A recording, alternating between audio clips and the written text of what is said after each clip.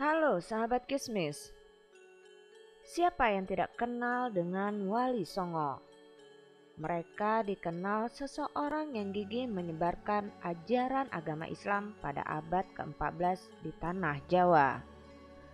Para Wali Songo tersebar di Jawa Timur, Jawa Tengah, dan Jawa Barat. Mereka cepat dikenal masyarakat luas karena kerap berdakwah tanpa memaksa harus masuk Islam. Masyarakat Muslim di Nusantara pasti sudah tidak asing lagi dengan Wali Songo. Wali yang memiliki arti wakil, sementara Songo yang memiliki arti 9. Dengan demikian Wali Songo adalah 9 wali atau wali Allah Subhanahu wa Ta'ala. Perjalanan dakwah Wali Songo telah dicatat dalam sejarah penyebaran agama Islam di Indonesia.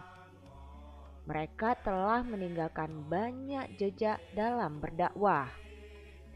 Wali Songo membawa perubahan besar terhadap masyarakat Jawa yang dulunya banyak beragam Hindu dan Buddha. Berikut ini kisah selengkapnya dari salah satu Wali Songo, yaitu Wali Songo Sunan Gunung Jati. Sebelum kita melanjutkan video ini, jangan lupa untuk klik tombol like, subscribe, dan aktifkan tombol lonceng notifikasinya agar kalian tidak ketinggalan cerita misteri dari channel Kismis.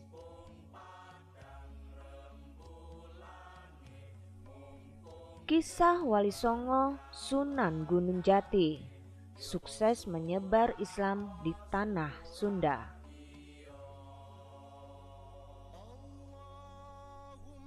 Sunan Gunung Jati merupakan wali yang menyebarkan agama Islam di tanah Sunda. Keberhasilan dakwahnya tidak lepas dari strategi politik dan pendekatan tradisi yang dilakukannya.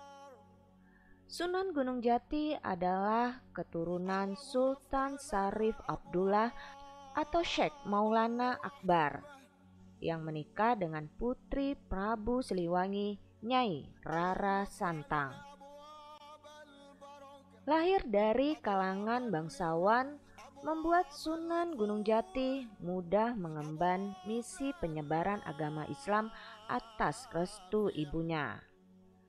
Wali yang dikenal dengan nama Syarif Hidayatullah ini mendalami ilmu agama melalui guru-gurunya.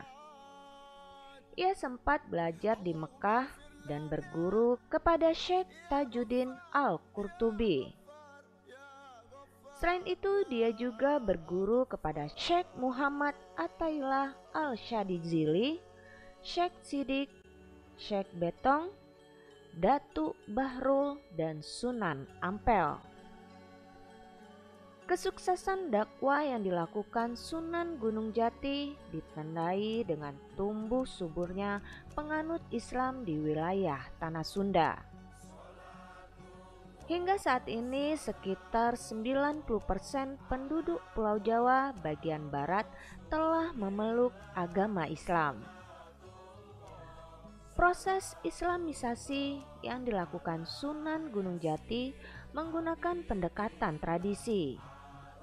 Melalui berbagai adat istiadat dan budaya yang berkembang di masyarakat, Sunan Gunung Jati berhasil memasukkan unsur-unsur Islam di dalamnya.